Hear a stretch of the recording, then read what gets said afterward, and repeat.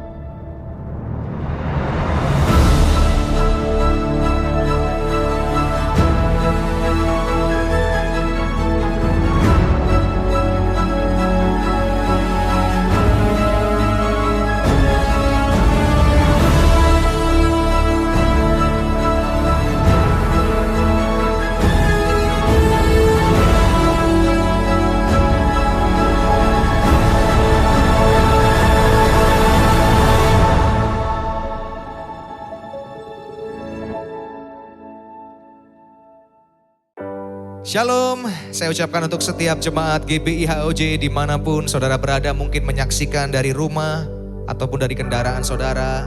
Saya berdoa saudara dalam kondisi yang baik, dalam kondisi yang sehat, dalam sukacita yang penuh karena Tuhan begitu baik dalam kehidupan kita saudara. Firman Tuhan nyatakan saudara, bersyukurlah kepada Tuhan sebab Dia baik, bahwasanya untuk selama-lamanya kasih dan kesetiaan Tuhan. Saudara, mari kita tinggikan nama Tuhan. Tuhan yang begitu baik dalam hidup kita saudara. Haleluya. Mari kita ekspresikan kebaikan Tuhan saudara lewat pujian ini saudara. Haleluya.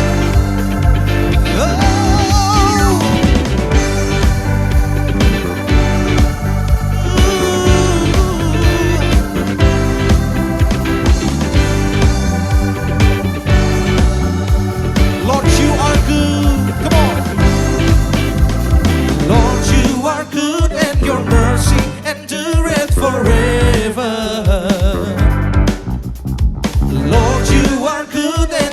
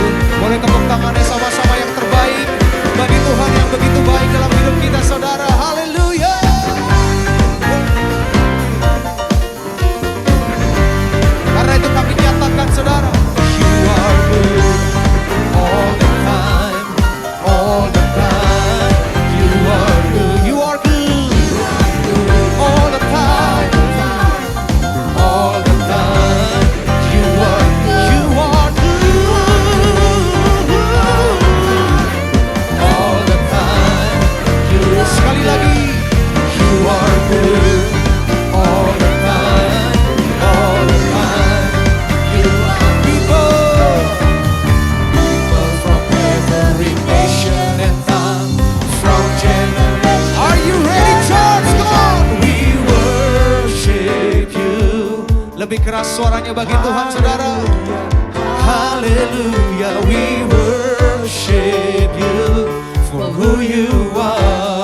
We worship you Lord, we worship you. Haleluya, haleluya, we worship you. Sekali lagi nyatakan, we worship you. Haleluya,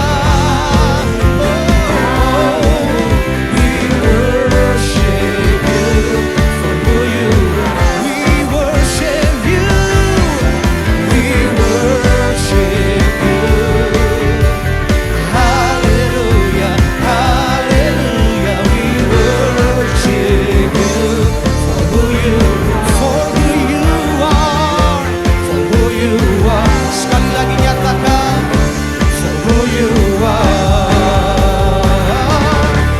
are good. Haleluya, sorak-sorai bagi kemuliaan nama Tuhan. Amin.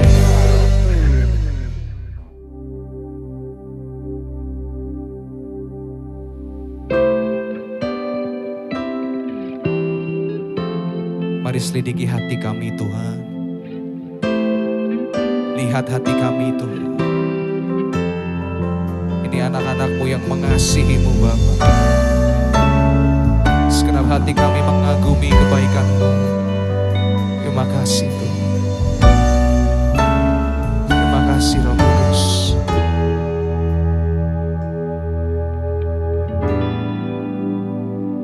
Selidiki aku, lihat hatiku, apakah ku sungguh mengasihi-Mu Yesus. Kau yang maha tahu dan menilai hidupku, tak ada yang tersembunyi bagi-Mu.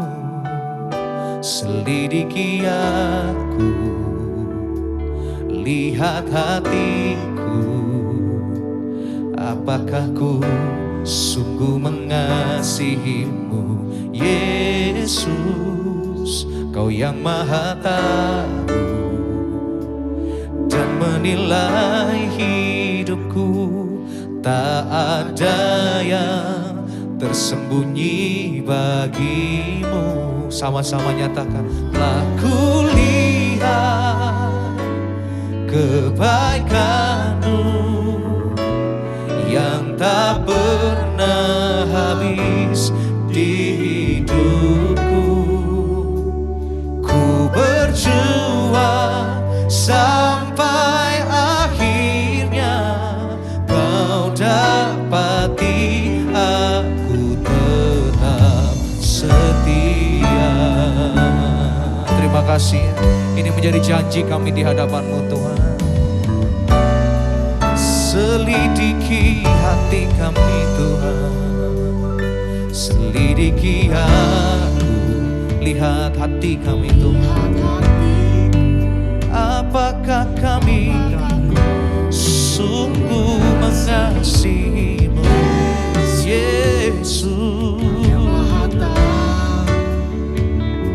dan menilai hidupku, tak ada yang tersembunyi bagi. Telah kami lihat Tuhan, telah kulihat kebaikan-Mu yang tak pernah habis di hidupku. Kami berjuang Tuhan, ku berjuang sampai akhirnya Kau dapati aku tetap. Setelah kami lihat, telah kulihat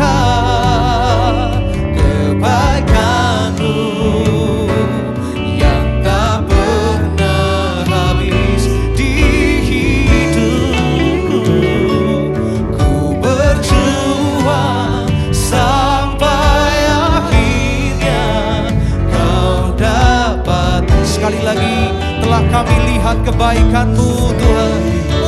Oh, telah kulihat kebaikan-Mu yang tak pernah habis di hidupku. Ku berjuang sampai akhirnya Kau dapati aku tetap setia. Terima kasih Tuhan, ini janji kami di hadapan-Mu Tuhan. Berjuang sampai akhir untuk Kau tetap dapati kami tetap setia di hadapan-Mu Tuhan. Tetap setia bersama-Mu, oh Tuhan. Ini janji kami.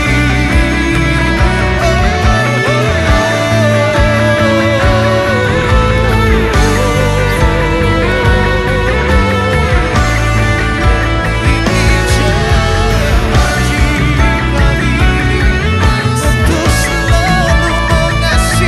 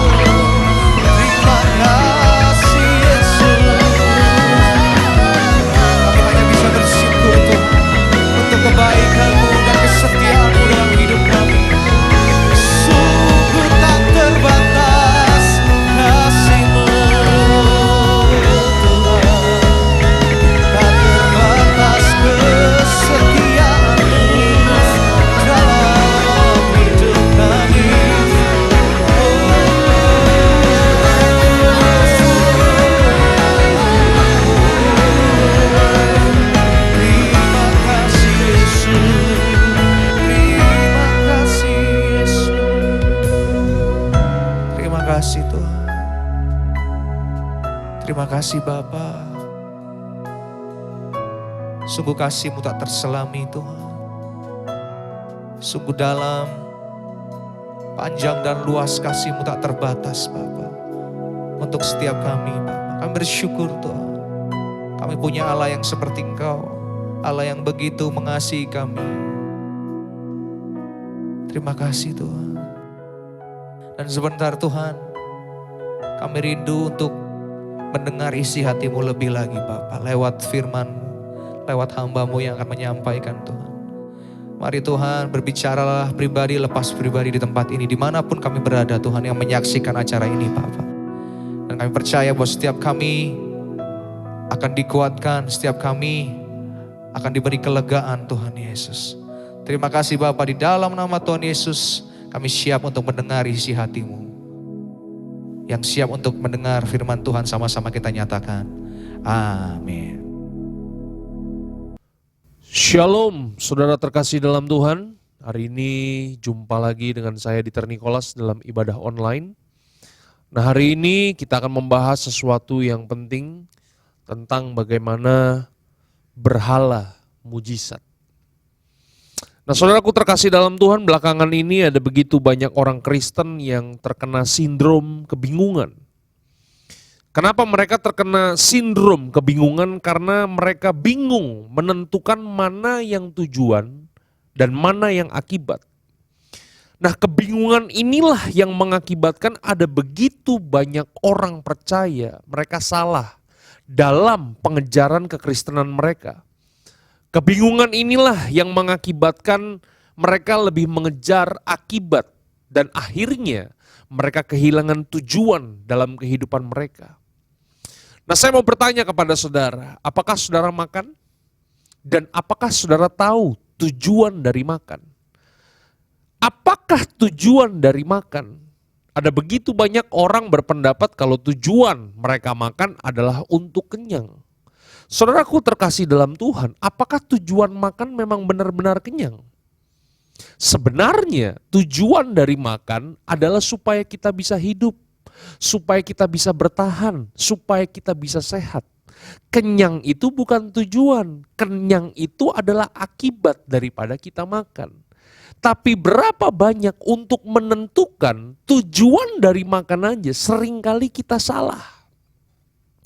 Oleh sebab itu hari ini kita harus ingat bahwa bahwa mujizat yang Tuhan berikan dalam kehidupan kita itu bukanlah tujuan, itu bukanlah pengejaran dari kekristenan kita.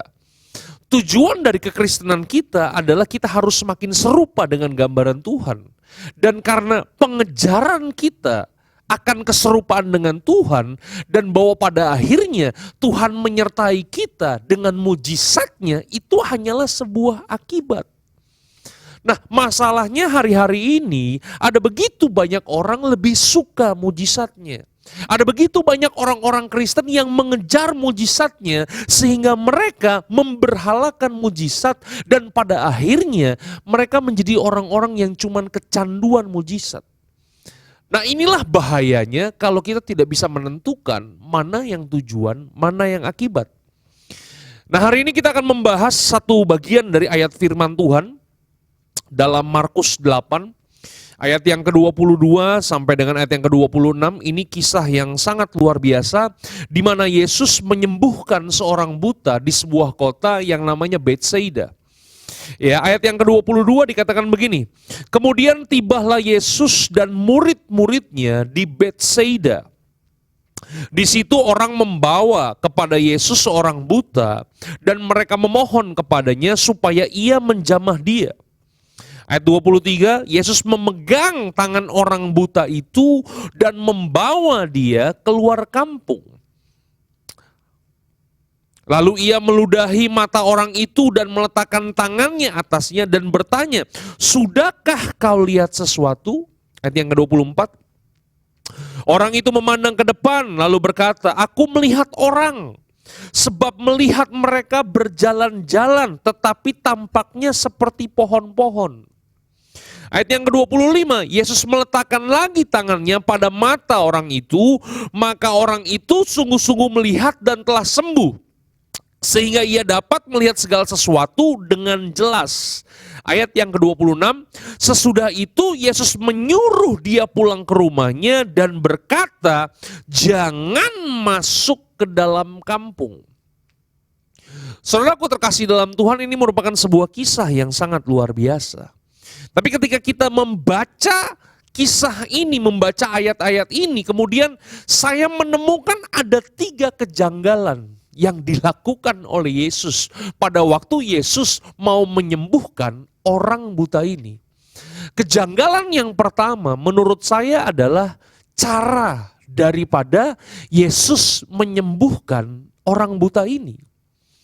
Kalau kita membaca kisah tentang Yesus, kita membaca di Injil-Injil yang lain, maka kita bisa melihat bahwa ketika ada orang sakit, ketika ada orang lumpuh, ketika ada orang yang sedang ingin membutuhkan pertolongan daripada Yesus, biasanya cara Yesus menolong orang-orang tersebut hanya dengan berkata saja, atau Yesus tumpang tangan saja. Tapi kenapa untuk orang buta ini cara yang dipakai oleh Yesus untuk menyembuhkan orang buta ini dengan sebuah cara yang unik? Diludahin. Saudaraku terkasih dalam Tuhan, ini merupakan sebuah cara yang unik, betul gak sih? Saya mau nanya kepada Bapak Ibu kalau sakit, ya, datang ke gereja, kebetulan hari itu yang khotbah pendeta Dieter Nicholas. Saya mau nanya, Bapak Ibu mau nggak disembuhin pakai cara yang kayak begini nih, diludahin? Ya, saya jamin ya, saudara mata melek bisa buta besok. Karena apa? Karena saya bukan Yesus, betul gak sih? Tapi apa sih yang bisa kita pelajari daripada cara Yesus ini? Ya, diludahin, ya kan?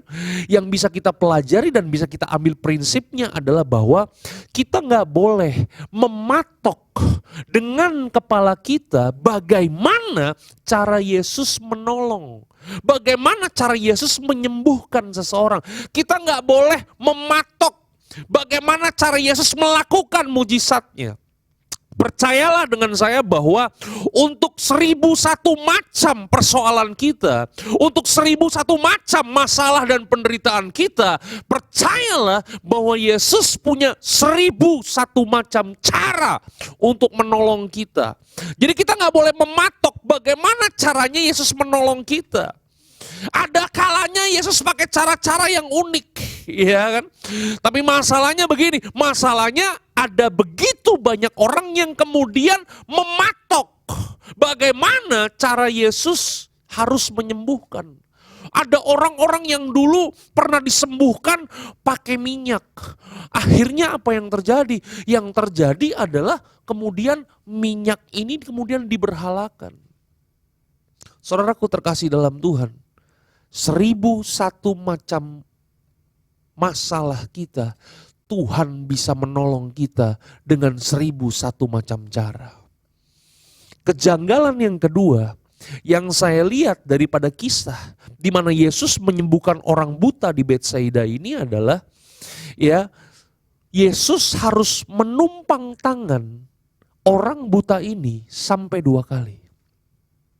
Menurut Bapak Ibu, bisa nggak Yesus tumpang tangan 1 kali langsung sembuh? Tapi kenapa waktu kita membaca ayat-ayat ini, Yesus harus menumpang tangan 2 kali orang buta ini? Waktu Yesus tumpang tangan yang pertama, ya, kemudian Yesus bertanya, apakah engkau sudah melihat? Kemudian orang buta tersebut berkata begini, aku sudah melihat tapi tampaknya orang-orang seperti pohon. Jadi matanya itu belum jelas, belum clear banget. Sampai Yesus harus menumpang tangan orang ini 2 kali. Setelah ditumpang tangan 2 kali, kemudian baru orang buta ini bisa melihat dengan jelas. Kalau kita membaca kitab Injil, biasanya Yesus itu sekali tumpang tangan langsung sembuh. Tapi kenapa untuk orang buta ini 2 kali tumpang tangan baru sembuh? Apakah hari itu Yesus kehilangan kesaktiannya? Saya pikir enggak. Iya kan? Nah, kejanggalan yang ketiga menurut saya dari kisah di mana Yesus menyembuhkan seorang buta di Betsaida adalah pada waktu Yesus mau menyembuhkan orang buta ini, apa yang Yesus lakukan? Yang Yesus lakukan adalah Yesus harus menarik orang buta ini keluar kampung. Setelah di luar kampung, Yesus sembuhkan di luar kampung. Dan setelah Yesus menyembuhkan orang buta ini, setelah orang buta ini bisa melihat, pesan Yesus adalah jangan masuk lagi ke dalam kampung. Pertanyaan saya adalah begini Bapak Ibu, pertanyaan saya adalah bisa nggak Yesus menyembuhkan orang buta ini di dalam kampung? Menurut saya bisa. Betul gak sih? Tapi kenapa Yesus harus menarik tangan orang buta ini keluar dulu dari kampung?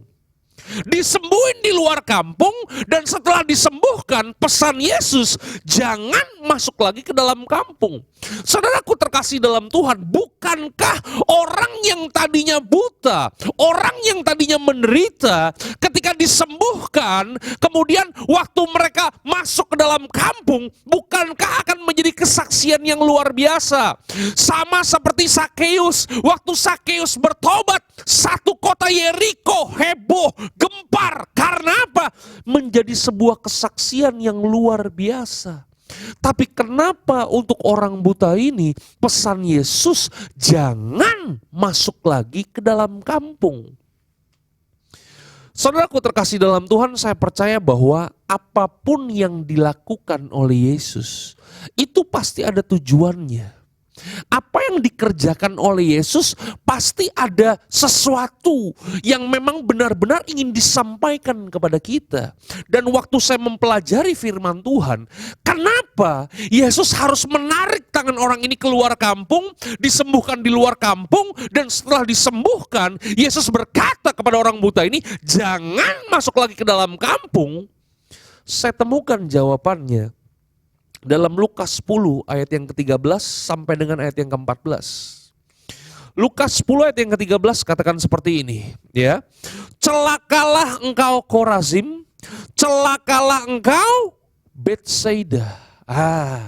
Tadi Yesus sembuhkan orang buta di mana? Di Betsaida. Jadi pada waktu Yesus mengecam kota-kota ini, ya, Yesus berkata apa? Perhatikan baik. Yesus katakan begini, karena jika di Tirus dan di Sidon, jadi Tirus dan Sidon ini merupakan sebuah kota-kota orang kafir. Jadi kota ini dianggap kota orang kafir zaman dulu ya. Ya. Jadi Yesus katakan begini, karena jika di Tirus dan di Sidon, karena jika di kota-kota orang kafir ini terjadi mujizat-mujizat yang telah terjadi di tengah-tengah kamu, sudah lama mereka bertobat dan berkabung. Jadi dari ayat ini kita bisa menyimpulkan apa Bapak Ibu? Dari ayat ini kita bisa menyimpulkan bahwa begini, bahwa ternyata di Betsaida itu udah banyak terjadi mujizat. Mujizat yang terjadi di Betsaida itu udah berlimpah. Orang-orang di Betsaida ini udah banyak ngalami mujizat, udah banyak lihat mujizat. Kota mereka itu udah banyak yang mujizat itu bukan sesuatu hal yang wah buat mereka. Buat yang mereka sudah terbiasa dengan yang namanya mujizat. Tapi masalahnya begini, masalahnya mereka udah banyak lihat mujizat, mereka udah banyak ngalami mujizat, tapi hidup mereka gak pernah mau bertobat. Hidup mereka gak pernah mau berubah, makanya Yesus kecam mereka. Ya kan? Makanya Lukas 10 ayat yang ke-14 katakan begini, akan tetapi pada waktu penghakiman, tanggungan Tirus dan Sidon akan lebih ringan daripada tanggunganmu. Kenapa tanggungan kota-kota orang kafir lebih ringan? Karena begini, karena di Betsaida Tuhan udah banyak mencurahkan mujizatnya. Tuhan udah banyak mengerjakan mujizatnya. Tapi masalahnya mereka imun dengan mujizat. Udah banyak ngelihat mujizat, udah banyak ngalami mujizat, tapi hidup gak pernah mau bertobat. Inilah yang saya sebut bahwa orang-orang di Betsaida mereka udah kecanduan sama mujizat. Mereka kejar mujizatnya. Mereka ingin ngalami mujizatnya. tapi mereka nggak mau mengubah gaya hidup mereka. Berapa banyak orang yang hari-hari ini selalu cari-cari kebaktian-kebaktian kebangunan rohani. Mereka mencari-cari kebaktian-kebaktian kesembuhan ilahi. Dan mereka udah ngalami banyak mujizat, tapi berapa banyak mereka kemudian sakit lagi. Mereka banyak yang menderita lagi. Karena apa? Karena mereka nggak tahu tujuan Tuhan memberikan mujizat dalam kehidupan mereka.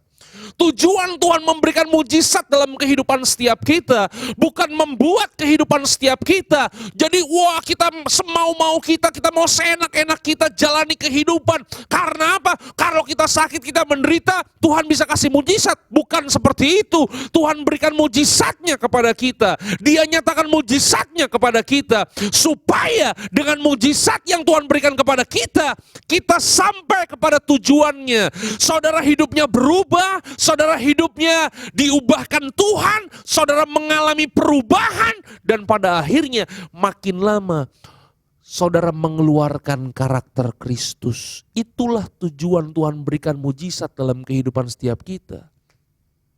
Jadi jangan sampai saudara menjadi orang-orang yang memberhalakan mujizat. Karena ketika saudara memberhalakan mujizat, berarti bukan Yesus yang jadi Tuhan dalam kehidupan saudara.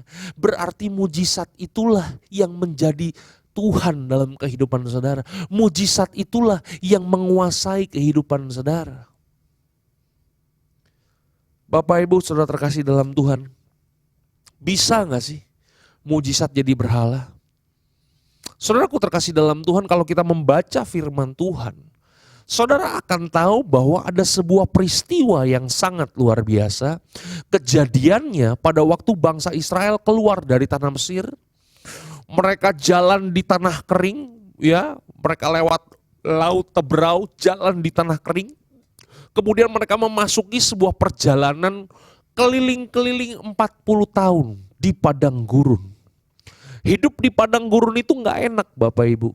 Hidup di padang gurun itu menderita. Mereka harus hidup dengan tuntunan tiang awan dan tiang api dalam kehidupan setiap mereka. Dan ketika mereka berjalan selama 40 tahun, Alkitab menceritakan kepada kita bahwa di sepanjang perjalanan mereka hidup bersungut-sungut. Karena persungutan itulah, ya, kemudian apa yang terjadi? Tuhan kemudian mengizinkan itu bangsa Israel kemudian dipagut ular. Ya, ada begitu banyak orang yang kemudian mengalami kematian. Karena apa? Karena bisa ular ini kemudian mematikan mereka. Tetapi ada juga orang-orang Israel yang kemudian hidup setengah sadar, setengah mati, ya kan? Karena apa? Karena mereka udah ngap-ngapan. Karena apa? Karena bisa ular itu sudah menjalar ke tubuh mereka dan sebentar lagi mereka hampir mati. Nah, bangsa Israel yang sudah hampir-hampir mati ini kemudian mereka teriak kepada Musa. Mereka berkata begini, Musa, tolong bilang sama Tuhan Musa bahwa begini, kami bertobat, kami gak mau bersungut-sungut lagi, Musa, tolong Musa. Dan kemudian apa yang terjadi? Kemudian Musa menghadap Tuhan Allah. Waktu Musa menghadap Tuhan Allah, apa yang terjadi? Coba kita baca Alkitab kita dalam Bilangan 21, mulai dari ayat yang keempat. Bilangan 21 mulai dari ayat yang keempat. Demikianlah firman Tuhan. Alkitab katakan seperti ini. Setelah mereka berangkat dari gunung Hor, berangkat ke arah laut Teberau untuk mengelilingi tanah Edom, maka bangsa itu tidak dapat lagi menahan hati di tengah jalan. Lalu mereka berkata-kata, mereka bersungut-sungut melawan Allah. Dan Musa, mereka katakan begini, mengapa kamu memimpin kami keluar dari Mesir supaya kami mati di padang gurun ini?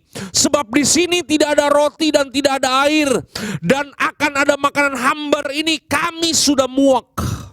Ayat yang selanjutnya, lalu Tuhan menyuruh ular-ular tedung di antara bangsa itu yang memagut mereka, sehingga banyak dari orang Israel yang mati.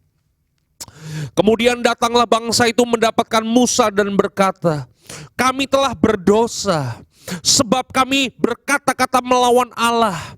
Dan engkau berdoalah kepada Tuhan supaya dijauhkannya ular-ular ini daripada kami. Lalu Musa berdoa untuk bangsa itu. Maka berfirmanlah Tuhan kepada Musa.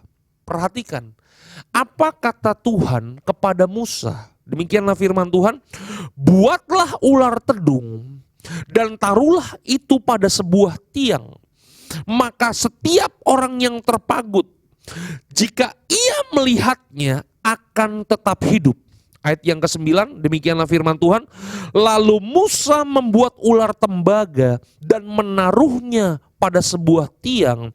Maka jika seseorang dipagut ular dan ia memandang pada ular tembaga itu, tetaplah ia hidup. Wow. Jadi perkataan Tuhan itu, Musa disuruh bikin tiang yang di atasnya itu ada ular yang melingkar-lingkar, ular tedung. Ya kan? Dan setiap orang nggak usah pegang itu tiang, hanya lihat aja ular tedung, maka mereka akan mengalami kesembuhan. Bisa ular yang tadinya sudah bercokol di tubuh mereka tiba-tiba hilang. Mereka mengalami kesembuhan yang luar biasa. Ini merupakan sebuah peristiwa mujizat yang mereka alami. Sangat luar biasa. Tapi masalahnya adalah begini, beratus-ratus tahun dari peristiwa itu ular tembaga, tiang yang punya ular tembaga itu masih disembah oleh bangsa Israel. Ya, Alkitab telah menjelaskan kepada kita. Coba kita baca ayatnya dalam 2 Raja-Raja 18. Ayat yang pertama sampai dengan ayat yang keempat. Demikianlah firman Tuhan. Maka pada tahun ketiga zaman Hosea bin Ela Raja Israel, Hizkia anak Ahaz Raja Yehuda menjadi raja. Ia berumur 25 tahun pada waktu ia menjadi raja dan 29 tahun lamanya ia memerintah Yerusalem. Nama ibunya ialah Abi anak Sakaria. Perhatikan baik. Ia melakukan apa yang benar di mata Tuhan, tepat seperti yang dilakukan Daud bapa leluhurnya. Jadi setelah peristiwa dipagut ular itu, beratus-ratus tahun kemudian, ya lahirlah seorang raja Yehuda yang bernama Hizkia, dan dia melakukan apa yang benar di hadapan Tuhan. Nah pertanyaannya adalah begini, apakah yang benar yang dilakukan oleh Hizkia pada masa pemerintahannya? Alkitab katakan seperti ini. Ya, dialah ya Hizkialah yang menjauhkan bukit-bukit pengorbanan dan yang meremukkan tugu-tugu berhala. Perhatikan baik. Ya, tugu-tugu berhala dan yang menebang tiang-tiang berhala dan yang menghancurkan ular tembaga yang dibuat Musa. Sebab perhatikan baik, sampai pada masa itu orang Israel memang masih membakar korban bagi ular itu yang namanya disebut dengan Nehustan. Inilah yang saya sebut dengan Nehustan syndrome. Berapa banyak kita punya pengalaman bersama dengan Tuhan. Berapa banyak zaman dulu kita dapat mujizat daripada Tuhan. Tapi kemudian mujizat yang kita alami dengan Tuhan, kemudian kita patok di kepala kita. Dan kita masih mempercayai bahwa begini, Tuhan bisa mengerjakan mujizat hanya dengan cara itu. Saudaraku terkasih dalam Tuhan, Tuhan kita adalah Tuhan yang dinamis. Tuhan kita bukan Tuhan yang statis. Percayalah, untuk 1001 macam penderitaan, persoalan, masalah kita, Tuhan punya 1001 macam cara untuk menolong kehidupan kita. Oleh sebab itu hari ini Bapak Ibu, saya ingin berkata kepada kita semua bahwa jangan sampai kemudian kita memiliki dasar kekristenan yang rapuh. Kita hanya membangun kekristenan kita di atas dasar mujizat. Saudaraku terkasih dalam Tuhan, saya cuma mau kasih tahu kepada saudara bahwa begini, bahwa saya percaya Tuhan kita bisa mengerjakan mujizat. Saya percaya bahwa Tuhan yang saya sembah bisa bikin mujizat dari dulu, sekarang bahkan sampai selama-lamanya. Tapi tolong jangan dipatok. Tapi tolong jangan mendasarkan iman kita di atas dasar mujizat saja. Karena kalau kita mendasarkan iman kita di atas mujizat, maka begini saudara, saudara akan gampang kecewa sama Tuhan. Ada begitu banyak orang-orang yang kemudian meninggalkan imannya. Ada begitu banyak orang yang kemudian meninggalkan Yesus hanya karena apa? Hanya karena begini, paradigma dia, cara pandang dia salah, menentukan mana tujuan, mana akibat. Makanya yang dia kejar cuma mujizat. Dan ketika dia tidak mendapatkan mujizat, maka apa yang terjadi? Dia kecewa dan akhirnya meninggalkan Tuhan. Kalau kita membaca Alkitab kita dalam Yohanes 6 ayat 66. Coba kita baca ya. Yohanes 6 ayat yang ke-66. Ini sebuah ayat yang unik nih ya. 666. Ya, apa kata Alkitab? Yohanes 6 ayat 66 katakan begini, mulai dari waktu itu banyak murid-muridnya mengundurkan diri dan tidak lagi mengikuti Yesus, tidak lagi mengikuti dia. Ya. Jadi ayat ini dengan jelas katakan kepada kita bahwa hari itu banyak murid-murid, banyak pengikut Yesus yang meninggalkan Yesus. Pertanyaan saya, kenapa mereka meninggalkan Yesus? Pasti ada ujung pangkalnya kan? Ada pokok masalahnya kan? Nah hari ini kita akan cari apa pokok masalah. Kenapa sampai mereka meninggalkan Yesus? Kalau saudara membaca konteks dari ayat ini kan ayat 66. Coba kita baca dari ayat yang pertama. Ya, Yohanes 6 ayat yang pertama. Saya nggak akan baca semua Bapak Ibu, tapi saya akan baca lengkap-lengkap ya. Bapak Ibu tolong ya konsentrasi dengarkan saya, oke? Yohanes 6 ayat yang pertama, Alkitab katakan begini dalam perikopnya, Yesus memberi makan 5.000 orang. Ya, Yesus melakukan mujizatnya. Hari itu ada begitu banyak orang, ya, 5.000 orang laki-laki udah ikut Yesus dari pagi, mereka belum makan. Kemudian Yesus samperin murid-muridnya dan berkata, kasih mereka semua ini makan.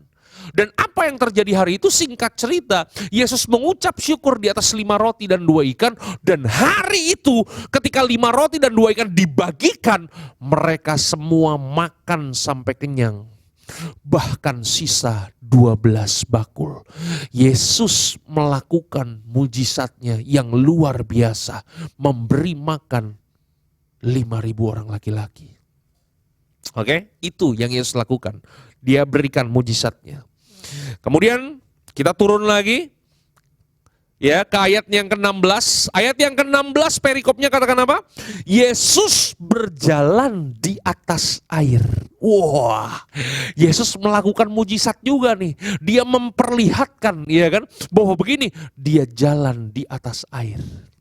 Mujizat bukan? Sudah 2 mujizat yang Yesus lakukan hari itu. Oke. Kemudian ayat yang ke-22, perikopnya katakan apa? Orang banyak mencari Yesus. Jadi orang-orang yang udah dikasih makan ini, ya kan, yang udah lihat mujizat Yesus ini, ya ratusan orang, ribuan orang ini, ya kemudian mereka cari Yesus. Pertanyaan saya, kenapa mereka cari Yesus?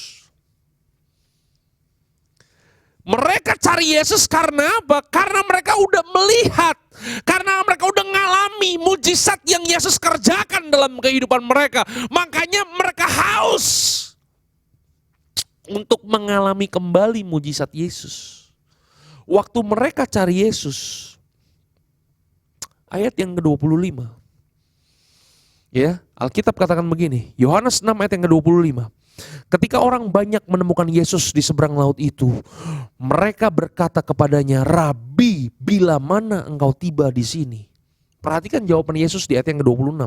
Yesus menjawab mereka, aku berkata kepadamu, sesungguhnya kamu mencari aku bukan karena kamu telah melihat tanda-tanda, melainkan karena kamu telah makan roti dan kamu kenyang. Hari itu Yesus kemudian mengatakan sesuatu ya yang cukup pedas, yang menusuk mereka, ya kan? Bahwa begini, Yesus katakan motivasi mereka, ternyata kamu cari aku bukan karena kamu ingin mengenal aku, tapi karena kamu telah makan roti dan kamu kenyang, kata Yesus.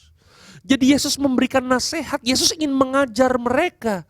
Waktu Yesus ingin mengajar mereka, saudara perhatikan baik, ya. Kita lanjut terus ke ayat yang selanjutnya, perhatikan baik, ayat yang ke-60, Yohanes 6 ayat yang ke-60. Ya, setelah Yesus ya kemudian marahin mereka, Yesus menjawab mereka dengan pertanyaan yang menusuk hati mereka. Ayat yang ke-60 dikatakan begini, sesudah mendengar semuanya itu, banyak dari murid-murid Yesus berkata, perkataan ini keras, siapakah yang sanggup mendengarkannya? Saudaraku terkasih dalam Tuhan, ada begitu banyak orang hari itu mengalami mujizat Yesus.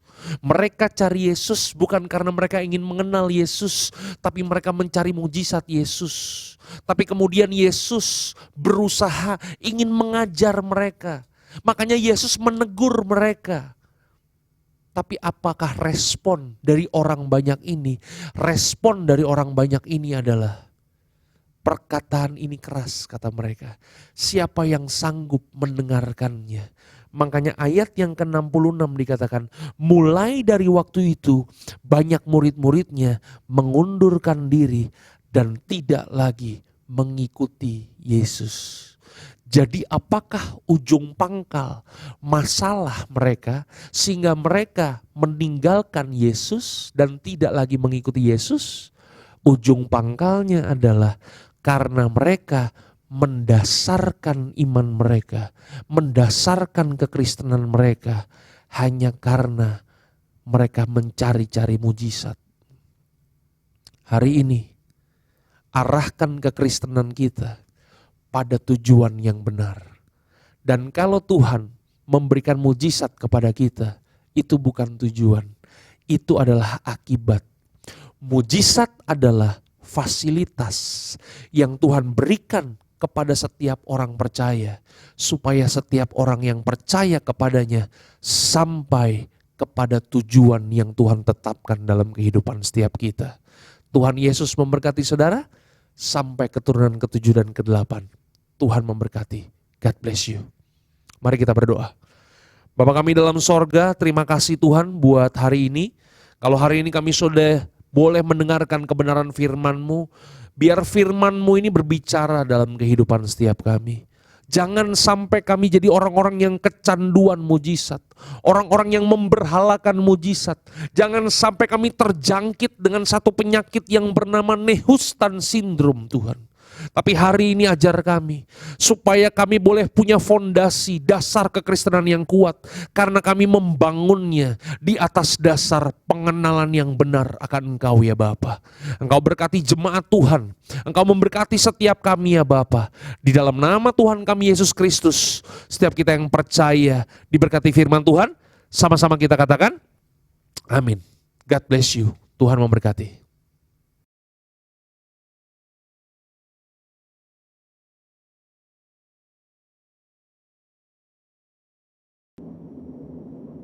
Shalom saudara, dalam Voice of Pentecost kali ini kita akan membahas bagaimana caranya mengikuti kehendak Bapa.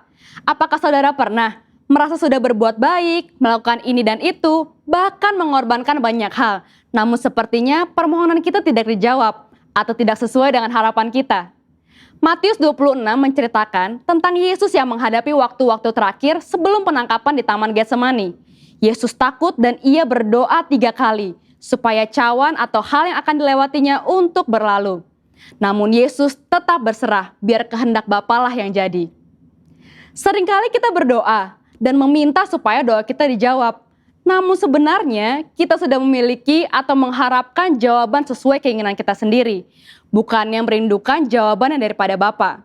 Sikap Yesus pada peristiwa tadi menunjukkan betapa ia dihadapkan dengan keadaan yang sulit, tapi Yesus memilih untuk berdoa dan meminta supaya kehendak Bapa yang jadi.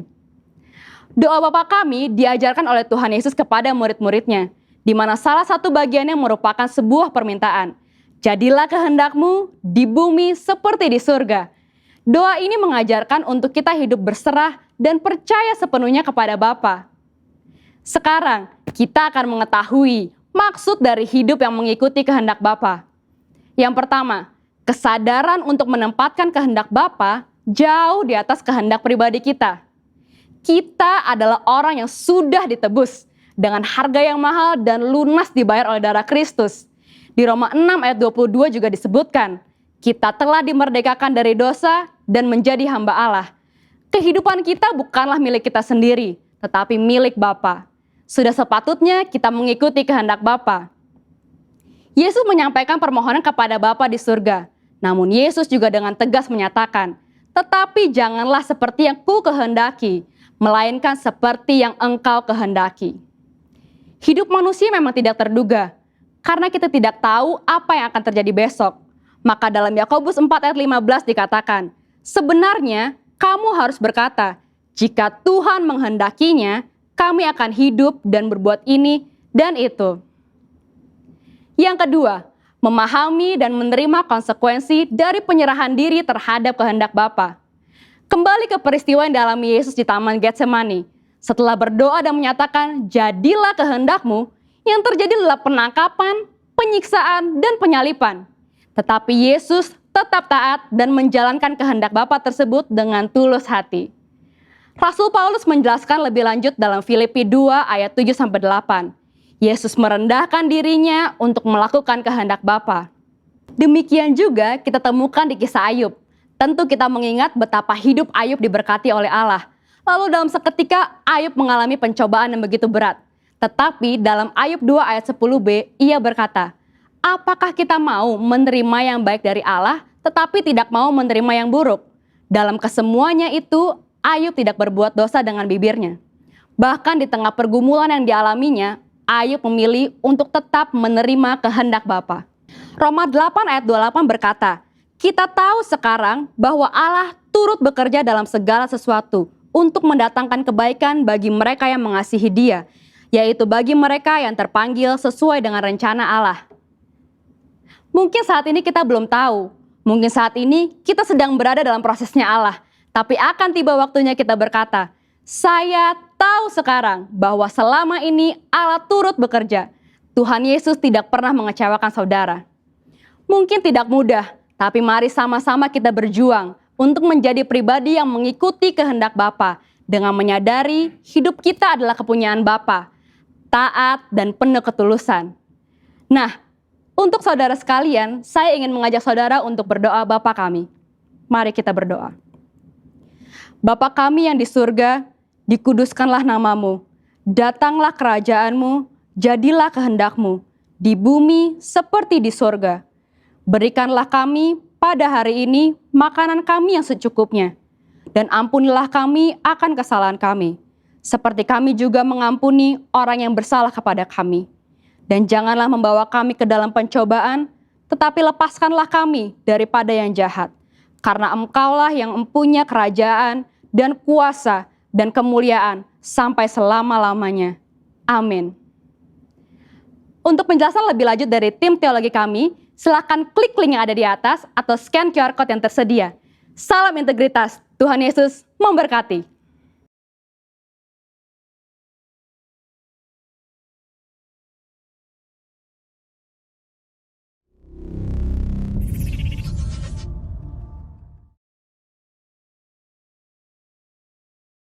Haleluya, Shalom Bapak Ibu semua. Senang sekali dapat menyapa Bapak Ibu di akhir daripada ibadah kita pada hari ini. Baik Bapak Ibu, di akhir daripada ibadah kita, izinkan saya mengucapkan banyak terima kasih untuk Bapak Ibu semua, Jemaat House of Joy yang terus mendukung melalui persembahan dan persepuluhan yang kita berikan kepada Tuhan. Oleh karena kasih karunia, saya percaya kita dapat memberi yang terbaik untuk Tuhan kita. Dan terima kasih juga untuk selalu mendukung dalam kegiatan lewat Zoom online, baik itu dimulai dari sekolah minggu, junior church, youth, dan kemudian core kita, Cool Revival, dari core 1 sampai core 5. Saudara, saya percaya kita semua sangat diberkati. Dan saya mau mengajak Bapak Ibu semua memulai suatu program yang baru, yaitu Bible Study. Ayo kita belajar Alkitab. Memang ini bukan sesuatu yang mudah, menjadi hal yang baru di mana kita mulai mengunyah makanan yang lebih keras. Kita mendapatkan pelajaran-pelajaran Alkitab yang lebih dalam, layaknya seorang mahasiswa teologia. Tetapi saya mengajak Bapak Ibu semua untuk ikut berpartisipasi untuk pertumbuhan kerohanian kita. Saya percaya ketika kita mulai dan semakin memulai, lebih memulai lagi, kita akan terbiasa dengan itu, dan banyak sekali pesan-pesan, diskusi, kemudian pendalaman yang telah dipersiapkan oleh hamba Tuhan, dan saya percaya itu sangat memberkati kita semua. Ayo ikut Bible Study di House of Joy. Temanya sangat menarik, dan saya percaya tema yang akan kita bawakan ini sangat memberkati kita semua. Dan Bapak Ibu, sebelum kita mengakhiri ibadah kita, mari kita berdoa bersama-sama dan kita tutup ibadah di dalam berkat Tuhan. Mari tundukkan kepala, kita berdoa. Hamba-Mu bersyukur Tuhan untuk hari ini. Berterima kasih untuk seluruh jemaat House of Joy. Setiap mereka yang memberi persembahan, persepuluhan, kami telah diberikan kasih karunia, mengalami kasih karunia, dan kami tahu pemberian kami adalah pemberian karena kebaikan Tuhan. Saat ini ketika kami dapat memberi, itu adalah hal yang sangat luar biasa yang kami berikan untuk Engkau, yang kami bisa berikan yang terbaik untuk Bapa di surga melalui gerejanya House of Joy. Terima kasih Bapa, hamba-Mu juga berdoa untuk seluruh jemaat Tuhan, diberkatilah mereka dalam segala keadaan, yang sakit Tuhan sembuhkan, yang berbeban berat mari berikan kelegaan, berikan jalan keluar. Kalau ada pintu-pintu yang tertutup, mari Tuhan bukalah pintu itu, biar jemaat-Mu dapat melihat kebesaran, kedahsyatan-Mu. Kami berdoa untuk Gembala Sidang kami, Pendeta Insinyur Niko Nyoto Raharjo, dan juga Gembala Rayon kami, Pak Budi Sastra Diputra. Mari Tuhan berkati pelayanan mereka sebagai pemimpin rohani, menjadi bapa rohani, menjadi sumber inspirasi, keteladanan bagi kami semua, dan Tuhan memberkati setiap keluarga mereka. Terima kasih Tuhan, hamba-Mu berdoa juga untuk negara kami tercinta Indonesia. Biarlah Tuhan memberkati Presiden, Bapak Jokowi, dan seluruh staf pemerintahan, rakyat Indonesia diberkati dalam perlindungan dan penyertaan Tuhan. Terima kasih Bapak, kami mau akhiri ibadah kami pada hari ini, dan kami mau mengangkat kedua tangan kami, dan kami mau terima berkat yang terbaik daripada-Mu. Dan lanjutkan segala aktivitas kita dengan damai sejahtera dan sukacita, kasih karunia yang berlimpah-limpah daripada Bapa di dalam Anaknya yang tunggal, Yesus Kristus, perlindungan penyertaan daripada Roh Kudus menyertai Bapak Ibu semua dari sekarang sampai selama-lamanya. Dan semua yang menerima berkat Tuhan ini sama-sama katakan, amin. Tuhan Yesus memberkati Bapak Ibu semua. Selamat hari Minggu. Tuhan menyertai kita. Apa yang dimaksud dengan Pentakosta ketiga? Pentakosta ketiga adalah pencurahan Roh Kudus yang dahsyat di zaman sekarang, melebihi yang terjadi di Azusa Street. Pentakosta ketiga akan mengakibatkan penuaian jiwa yang terbesar dan yang terakhir sebelum Tuhan Yesus datang kembali. Pentakosta ketiga akan membangkitkan generasi Yeremia, yaitu anak-anak muda yang dipenuhi Roh Kudus, cinta mati-matian kepada Tuhan Yesus, tidak kompromi terhadap dosa, dan akan bergerak untuk memenangkan jiwa. Pentakosta ketiga lahir di Indonesia dan bergerak ke bangsa-bangsa. Gerakan ini dari timur ke barat dan akan kembali ke Yerusalem. Pentakosta ketiga akan memberikan kuasa untuk menyelesaikan amanat agung, dan setelah itu Tuhan Yesus datang kembali.